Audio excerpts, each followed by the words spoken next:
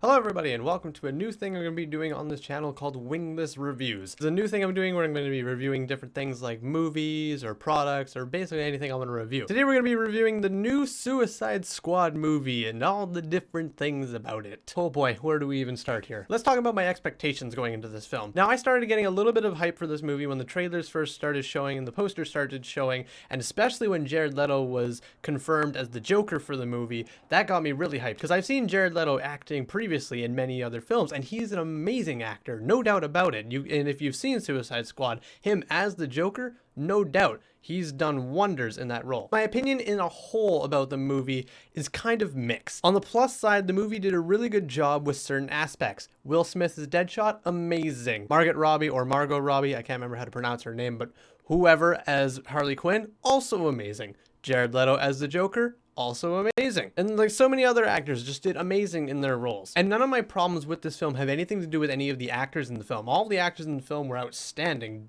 Terrific job, all of them. My problem lies with DC trying to go in a different direction than they normally go with. And apparently it's because people requested that.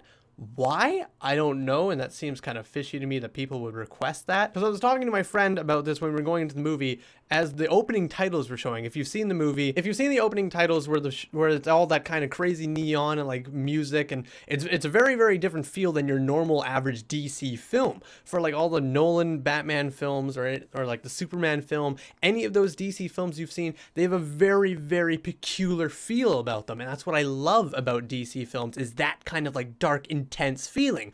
And with Suicide Squad, they took all that dark intensity and just threw it out the window because apparently people asked for that. Because I was asking my friend as the opening credits, I was like, this feels very, very different.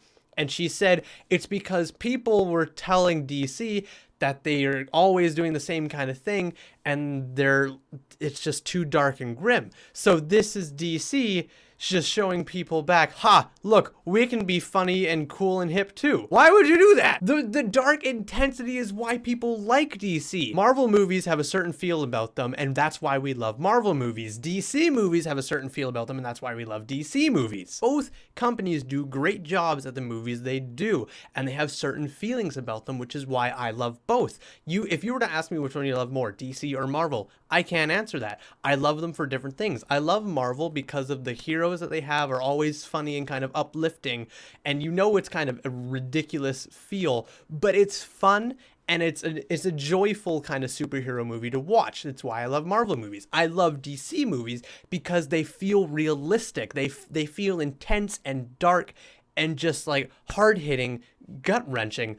Like the Nolan movies, the Superman movies, those were intense and amazing. And that's why I love DC movies, because they're real, or at least they feel real and intense and dark, and that's why I love them. But with Suicide Squad, all of that stuff that DC does that I love, they just took it all, bunched it into a ball, and tossed it into the recycling bin and deleted it. Because people asked for that.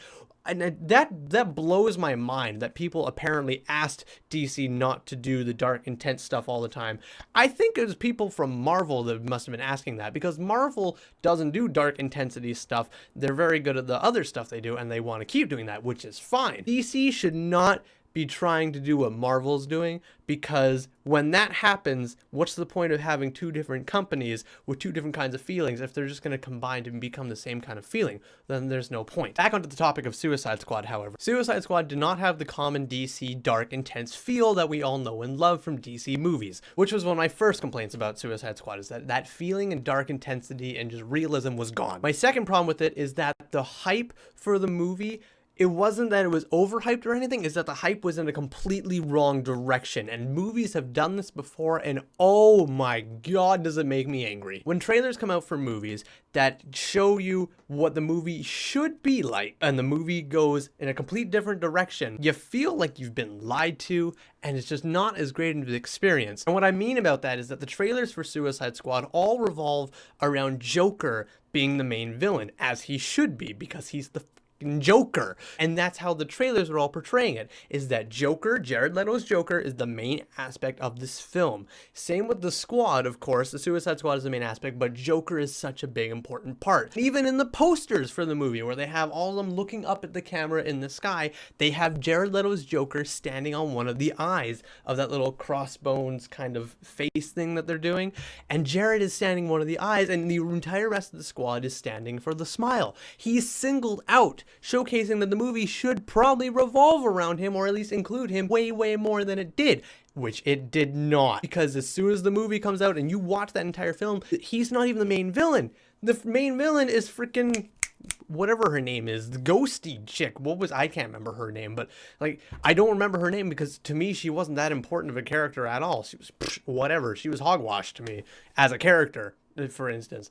And it was like, I felt so betrayed because not only was the main villain not the main villain, he had less than 5 minutes of screen time in the entirety of the movie. The music video for Purple Lamborghini, he's in that. He has more screen time in a music video than he does in a film. Think about that. We have more screen time for a music video than we do for a movie.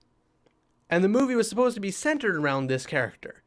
That's a huge, huge problem, and a lot of people are so angry about this, including myself, of course. Which brings me to my second complaint about the movie, and that is comparing Heath Ledger's Joker with Jared Leto's Joker. You can't honestly compare the two. The problem with that is because Heath Ledger's Joker had approximately 33 minutes of screen time in The Dark Knight. 33 minutes! He had half an hour of screen time, whereas Jared Leto's Joker had less than 5. You can't accurately like versus them, and so many people are making YouTube videos about like Heath Ledger's Joker versus Jared Leto's Joker. You can't accurately do that with the amount of screen time Leto had, and you can't even include like the Purple Lamborghini stuff because it's all a music video where he's just acting with no audio and he's just kind of just messing around just doing Joker stuff. You can't even include that in the verses. It's wrong to make a versus thing for Jared Leto's Joker and Heath Ledger's Joker when Heath Ledger had 33 minutes of screen time and Jared Leto had less than 5. You can't do that. And I'm really, really hoping that for the Blu-ray release of Suicide Squad, they include either one of two things. One, all of the deleted scenes for special features. That would be amazing, so we could get all of that erased footage that Jared Leto says was not included in the film. So much so that he says they could have made a solo Joker film with all of that. I really hope all of those deleted scenes are either in the special edition, or two, that they have an extended version or just like an uncut version of the film sent out with the Blu-rays as well. Either one of those two things would be so ideal, because then you could then properly make Heath Ledger versus Jared Leto Joker stuff. And on that subject, why are we even doing verses? It's very hard to do a versus thing for actors playing the same character, because both aren't technically really the same character either. Heath Ledger's Joker is so much different than Jared Leto's Joker. Heath Ledger's Joker is very, very real and iconic and legendary in his performance, obviously. And Jared Leto's Joker went in a completely different pathway by how Jared Leto wanted to portray him, how the directors wanted to portray him. It was very different. As different directors wanted to focus in a different direction. You can tell that just by looking at the characters. They look completely different. One has tons of tattoos and a grill teeth and like permanent green hair, and like his face is permanently white, whereas the other one is like he kind of like applies it to himself all the time. He's like, it's kind of like rushed on, the green's kind of like just strewn out through. It's very, very different feels. So I don't think there's really a way to do a versus Joker to Joker because they're so different. It's like taking a cat versus a dog. Both are animals, both walk on 4 legs, both have tails, both have furs, but you can't accurately do the verses when both do completely different things. My third problem with the film, spoilers again, by the way, the ending of the film and how they do like the mass big like conclusion and climax of the film is the same thing we've seen over and over and over again. Big bad villain wants to take over the world. They build a massive machine or unleash a massive spell that's going to engulf the entire world and make it their personal plaything. Over and over and over again. It's the same reused crap that you get out of superhero films. Supervillain to control the world is going to do that either by mind wiping everybody or making a big device that's going to kill everybody, and that's the end goal, and the heroes have to stop him from doing so.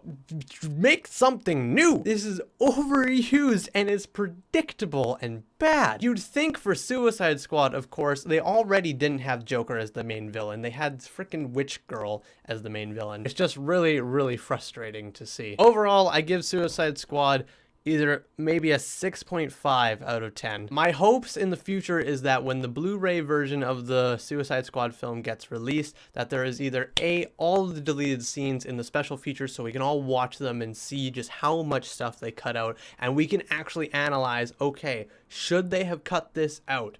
Was there a good enough reason for this to be cut out, or should have been kept in the film? Or we could just get a complete uncut version where all scenes that were meant to be in the movie or were planning to be in the movie are in the movie, and you can just watch that, and just that would be amazing. Because if we can do that, then we can properly analyze, and we don't have to just take the director's word. Hey, we cut out tons of stuff. Yes, you know, Jared Leto's told you all, some of it's been cut out, but it was for a reason. If we could see those scenes either by themselves in the deleted area or as one whole solid movie, then we, the audience, can accurately analyze this and say, okay, yes, it makes sense why you cut so much out, or we can go back and be like, no, this movie is way better with all this stuff added. Why would you do that? And we can get even more mad. Either way, we'll get a better, accurate representation of the film if one of those two things happen. Things about the film that wouldn't change, however, even if they did that, is the ending of the film, because I just so annoyed with that ending. It was predictable, like every other superhero film, which made me very angry. Again, overall, Suicide Squad film, 6.5. Was Jared Leto good as the Joker? From what I saw, yes. He did a very, very good Joker. I'm very, very pleased with his Joker appearance and what he did with the role. I am not pleased with how little he was in the film and how much they centered it around him pre-film release with the posters, with the trailers. You could have taken all of the scenes of Joker that were in the film and removed them completely, and the film still would have made sense. And that is very, very upsetting, considering how centered around Joker it was pre-release. I think this sucks more for Jared Leto than anybody else. He was offered a very, very large character, the Joker from the DC universe. That is a massive undertaking. He took that, he did everything he could with it, he really dived into that character, and what he showed on screen was absolutely incredible. He did a very, very good job as the Joker, and that's undeniable. But everything else around him was basically lies. Everything pre-movie release was centered around him. The posters, the trailers, everything was about him. Even before posters and trailers, the Instagram photos of like him getting his hair cut, his dyeing of his hair, the promo releases of him like screaming, and like all that stuff was centered around Joker. And then film release and all of it just went shh. It just wasn't a good thing. And you can see that in interviews with him. Watch interviews with Jared Leto before film release, watch interviews with Jared Leto after film release. The amount of excitement and just like happiness in his voice is night and day, and I feel really bad for Leto in that sense, and I really, really hope that he gets to don the Joker once again in an upcoming movie, either a Harley Quinn Joker movie or against Ben Affleck's Batman. Either one, I really hope he gets to play the Joker again, because he did a wonderful job as the Joker for what we've seen, and I really, really hope he gets more screen time in the future, because I do believe he could do an excellent job as the Joker if directors and companies could give him way more time and promise him way more screen time. Heath Ledger had 33 minutes and 10 seconds of screen time in The Dark Knight. Jared Leto had less than 5 minutes. This is not fair. Jared Leto deserves way more than he got, and honestly, I feel most sorry for Jared in all of this. And I really, really hope he gets more than he's got. Thank you for watching this WinglessValkyrie review. If you enjoyed it, please leave a like and a comment. And if you didn't, well, then leave a dislike and a comment either way. So either way, you have to comment anyway. So, got you there. But yeah, let me know what you guys thought about this review. If you guys enjoyed this kind of thing, then I'll keep on doing them. I have a lot more planned for this YouTube channel because it's kind of unstructured, just do whatever. And I want to keep it unstructured, do whatever, but I want the do whatevers to be certain things. So if you guys like this Wingless review, let me know with either a like or a dislike and comment. And if you really did like it, share it around. And yeah. All right, see you guys next time. Skål, my friends. Have yourselves a good one.